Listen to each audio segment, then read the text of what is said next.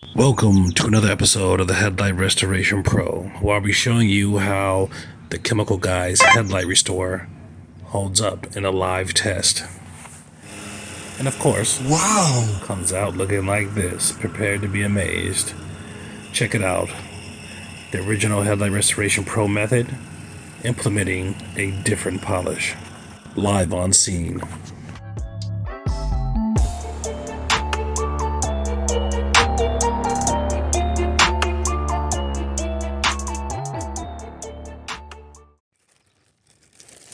Let's get down to business. Okay, so this is a 2014 Ford Edge, which is super clean and good condition, but had a couple issues just because the heavy use of automatic car washes. As you can see, these striations in these areas or in the front face or all throughout the headlight. There are heavy striations and weird type of wear. Not particularly bad, but this person, is an older couple and they kept their cars immaculate. They used a lot of automatic car washes and stuff like that, a couple times a week to keep their cars looking real good. Really nice house, really awesome couple. I've done work with them before in the past, and in fact, I've done these headlights. I was the last person to do these headlights February 2021. So these headlights are about, I've done them about 2 years, 5 months ago. Okay, so these are prematurely, for a couple of reasons, prematurely gone bad, or not prematurely. It was a good run. That's that if you get 2 years out of a headlight restoration, you should be happy. And that's saying if you have the right stuff on there. You want stuff that indicates that that it goes bad. You want indicators. You don't want no ever clear product on your headlights, because your headlights will be destroyed underneath it. Trust me, I remove this shit every day. Not every day, but every week, a couple times a month. And it's a nightmare, and there's upcharges, and I can't stand doing them. I go through a lot of supplies, a lot of sweat, blood, and tears removing this crap, and then you get to the bottom of it, and there's just damages everywhere. So you don't want that. You want them to go bad. It's better to do that and pay a little money for headlight restoration instead of lasting an extra year or two and then having messed up, blown out headlights that are subject to crack or impact damage and break and are brittle and don't function or work correctly or don't look good anymore because even though they're clear coated or whatever, they have all these cracks and crunches and all this weird shit going on inside of them, right? You don't want that. You want headlight health. Health is king, okay? But anyways, these were done about 2.5 years ago, close. And they called me back, and guess what? They wanted me to do their vehicles again. But like I said, some environmental factors, plus the fact that they wash the vehicles twice, at least twice a week through an automatic car wash in this area where I'm at. And there's a lot of things going on with the automatic car washes, and I'll show you here briefly in a second. But basically, it's going to prematurely degrade your headlight, and it's going to beat up that coating on the headlight very prematurely.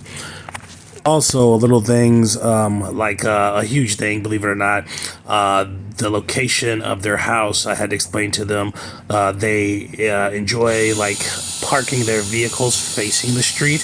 In some cases, it's okay, but they have one tree that is too.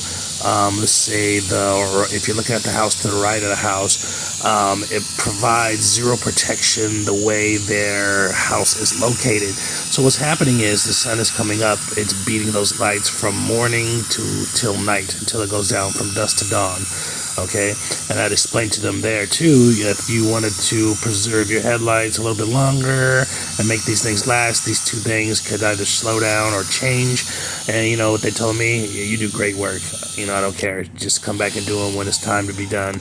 And we'll take care of you, and you take care of us. And I was like, okay. A lot of people say that they don't want to be dealing with changing their programs or applying aftercare or whatever. They're just like, hey, I got the money. You come through and do it. And then I'll worry about it in 2.5 years or 3 years or whatever. But if they did those two things, if they cut out the automatic car washes, and if they, turn the car around so it's not in the sun the whole time. The front end is not in the sun the whole time. They could have extended this out to, I'm saying, a minimum another year easily.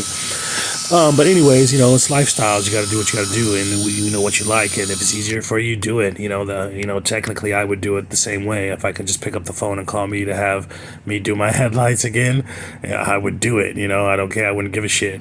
But anyhow, like I said, I've done these headlights before, and check this out.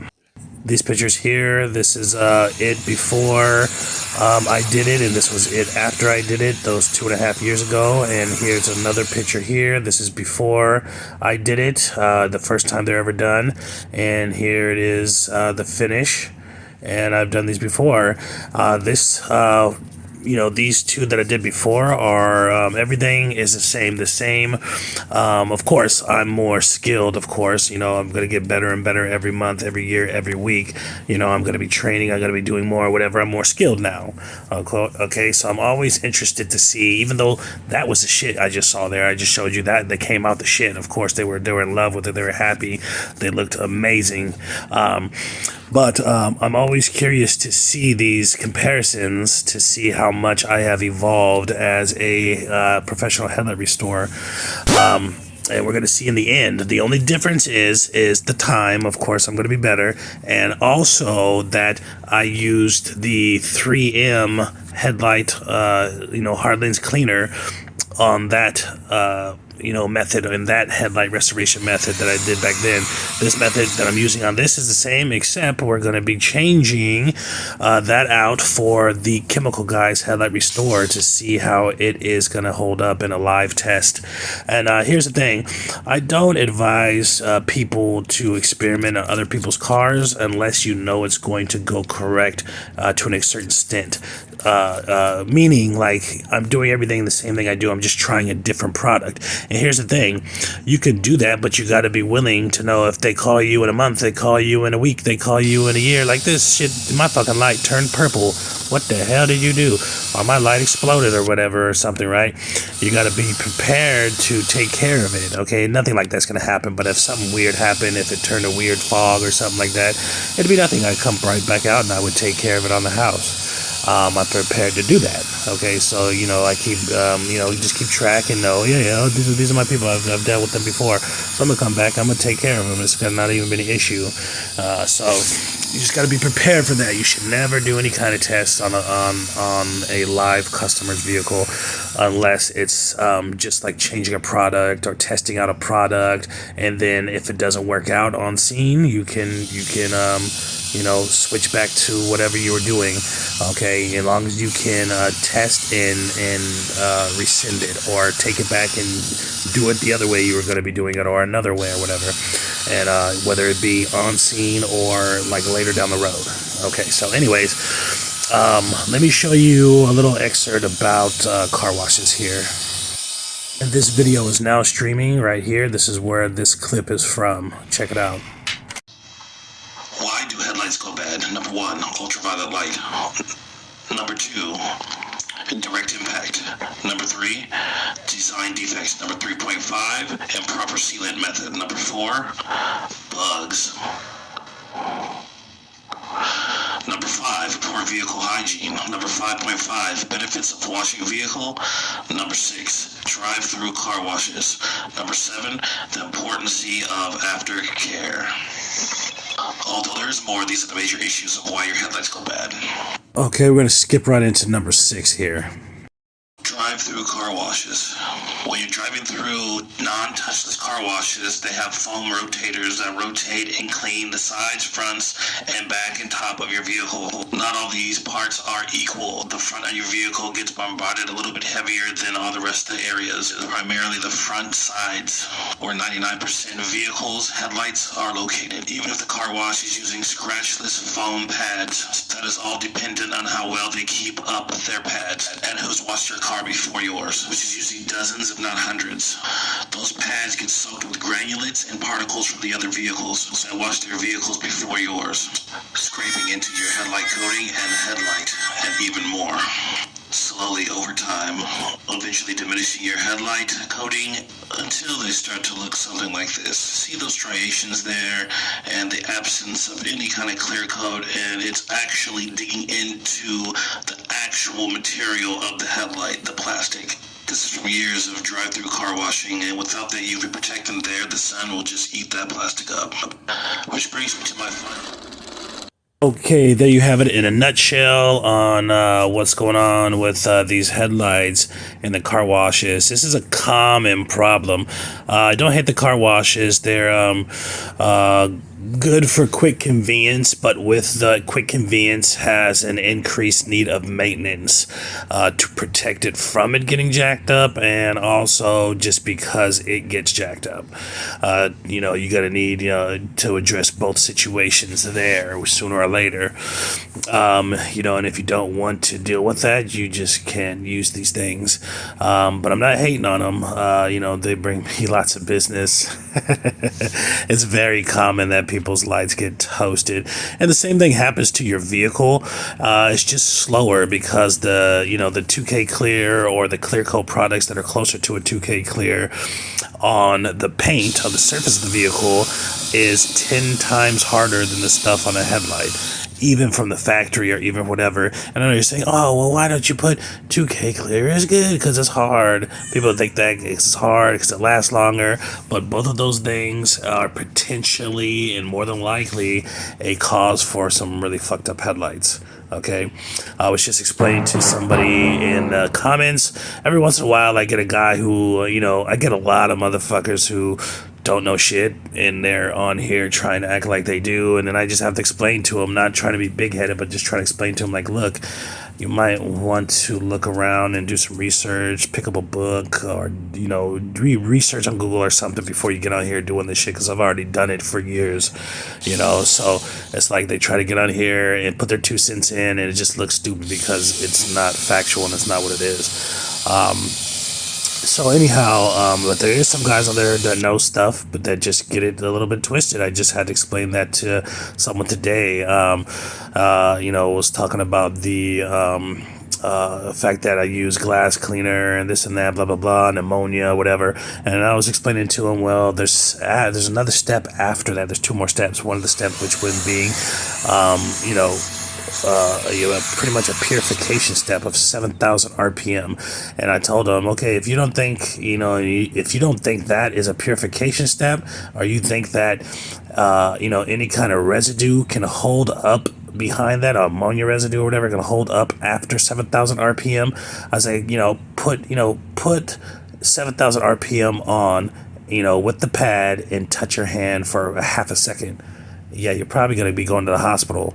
It'll burn the shit out of you. I've hit my fingers a couple times and had big old, just a split second, probably 0.5 of a second, and big giant blisters. I had to stop holding it a certain way and putting my hands. I used to try to hold certain pieces down, or a piece of tape down, or put my hand on a certain place and think it will help me focus better or whatever. And I hit my finger a couple times, so it taught me not to do that. But each time it fucked me up so bad, it hurt so bad. It's like a fire burn. It's like fire. Okay, so nothing's gonna be there after that purification, after that sterilization of the headlight. Okay, anyhow, that hardness there is very bad for the headlight for many different reasons. But one of the reasons I was explaining to him is that it is not a thermo expanding product. It's not meant to do thermo expansion, which means to be elastic, or more elastic, like a rubber band. It's meant to be hard like a rock. So when you put something hard like a rock, over, that forms a coating or forms a shell over a headlight that is doing heavily thermal expansion every single day. These headlights are undergoing thermal expansion, which is just, kind of breathing, getting like how you breathe. It gets bigger and smaller and bigger and smaller. It does that when it's hot. It does it when it's cold. It goes, one way or other. It expands when it's hot. It loosens, and it gets cold. It contracts. So when it can't do that because it has a shell, what do you think will happen when all that pressure is built up? That's right. Crazing, or spider cracking, or actual cracking. And this is why, if you see on some of the videos that I have, you'll see, you know, about the 2K clear, you'll see the damage that it does. And that's just one way. There's so many other ways, but we're not getting into that right now. Let's get into, look at how goddamn clear that is. That is beautiful.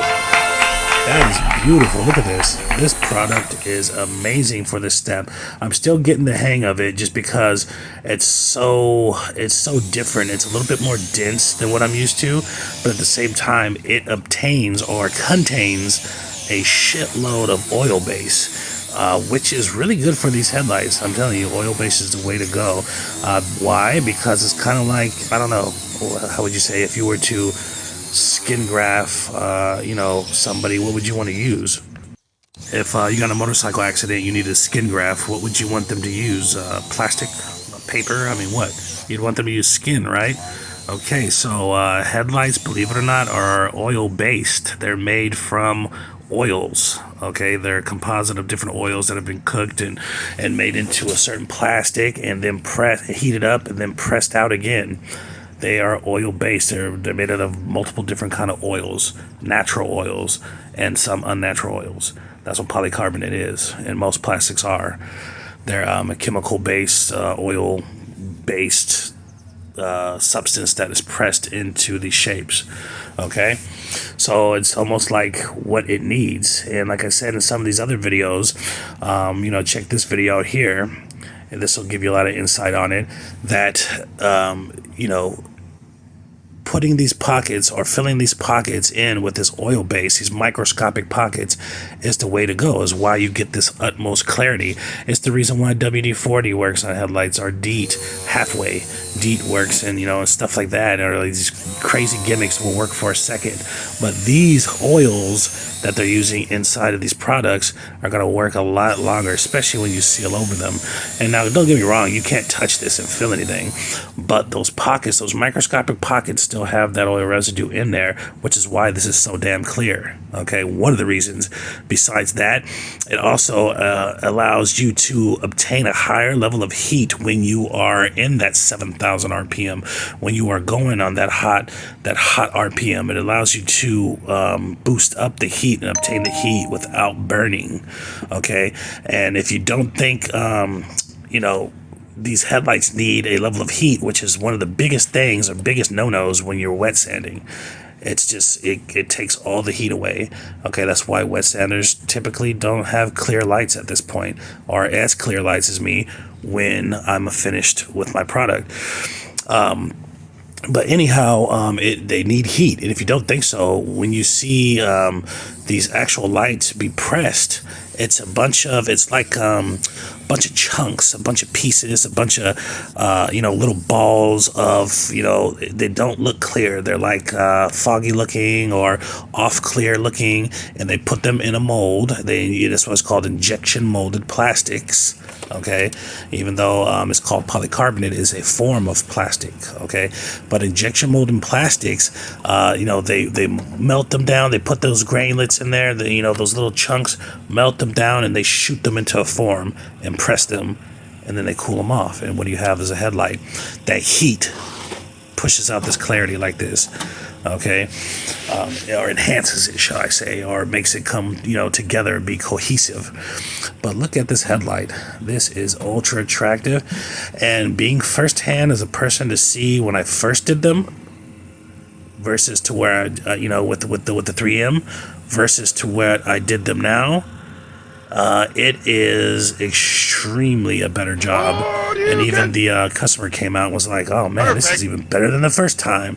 I was like, well, it's been like 2 years, you know what I'm saying? But it's part skill, and it's part knowledge and experience, but it's also this new product. I have high hopes for this product out of all the other ones I did on this video here. Because reading the content and all this stuff and this, that, it clearly marks a UV protection. Okay, and I've tested it, done other tests that you guys don't know about, where it suggests that it is in this is the other side, by the way, but anyways, it suggests that it is heavily endowed with UV protected properties. So what would you think that would do? Exactly. It's boosting the UV abilities, which might make a headlight more UV repellent or cooler, or which makes it cooler and makes it healthier. And, it might be a really beneficial product, okay? From my first glance and my first couple tests on here, it really is, especially with this method. Okay, I used to kind of talk shit about this method, about this product, because the way they market it, and they're promoting headlight polishers, which everybody knows this piece is just fucking just junk trash. Like, who the hell wants to get their lights polished 3 times a year, right? And the science behind it, as far as headlight health, does not add up. So I used to be like, this product is just dumb. People want to just polish their lights and then have to do it every month and shit. Like, it's just crazy, right? But using it like this, oh my God, they're marketing it wrong. They should, I don't know, they're marketing it wrong, and they're just using it wrong. Using it like this is the real way how you use this product. And if you think I'm wrong, just look at the finished product. No polishing headlight, no nothing is going to come out looking like this. But look at here, using the dab method, you're going to see this stuff. You're going to see, how clear this product makes stuff, and how saturating this is. Their chemical composition or their chemistry on this product is so fierce for these headlights. Look at that. You see that? Soaks it up like a sponge, and that's a good thing. And then another thing is, when I'm done and I'm testing my fingertips on it, my dried fingertips from, I don't use gloves for this because I like to feel everything. I like to feel the vibrations. I like to feel everything. It helps me do what I do. Plus, none of this stuff is really like deadly to humans unless you're breathing it or smell or eating it or some shit like that. I'm not gonna put any of this shit on my hand and be like, oh, it's not gonna even do nothing. It's gonna be like water. It's gonna be like nothing. It's not gonna give you irritation or nothing unless you have some kind of serious issue like eczema or something. I don't know. I don't. My hands are like rocks. Look at this stuff. I like to feel everything, and when I'm feeling it, there's no grease residue. At the same time, it is heavy, on the oil base. And you just want to really make sure that you're using a clean, dry towel when you're doing the wipe off step here. The other one, I can use a wet towel, I can use this and that, but I wouldn't advise it on this one. I would always keep a clean, dry towel for this, just to make sure you get any of the leftover surface residue. You only want that residue left behind in those pockets there, those microscopic sponge pockets. I always tell about those quilted blanket pockets I always talk about. Check out this. This is polycarbonate surface under a microscope. Okay, so you can kind of get the gist of what's going on when I say it absorbs, or it's like a sponge, or it's like a quilted blanket. But like I said, you guys can get this anywhere, but everything I use is on a link in my bio, including this and a bunch of other stuff that I do approve of, but now I have options. But I'm really leaning towards this guy here. The price is good for the amount that you get, and I've had this bottle for probably a year.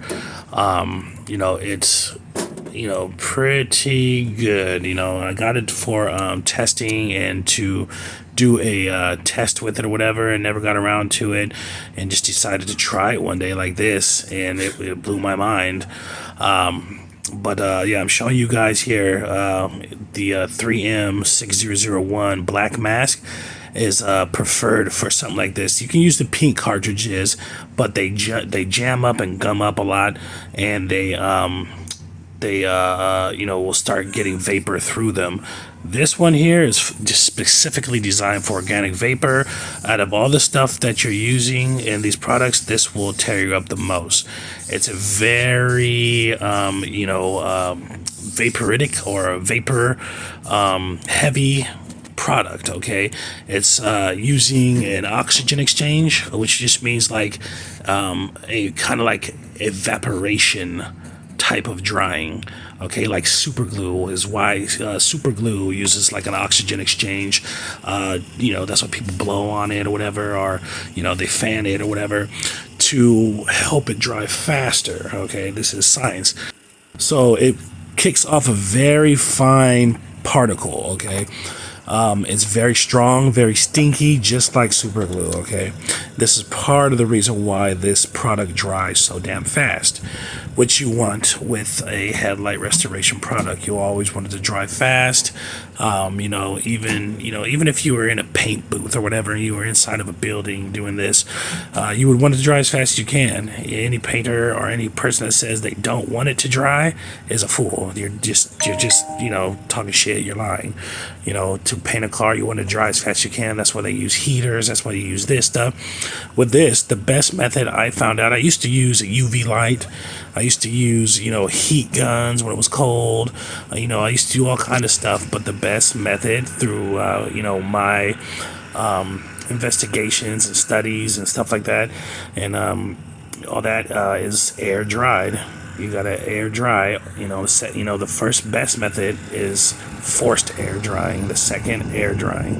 The difference is forced air, you're using fans, as you can hear, to dry. Speed up the process of that air exchange, and the other one is just air drying. Just let it sit. Okay, sun dry is good too, but of course, we're outside, so that's a given, right? Stay tuned to the next video. And be sure to subscribe.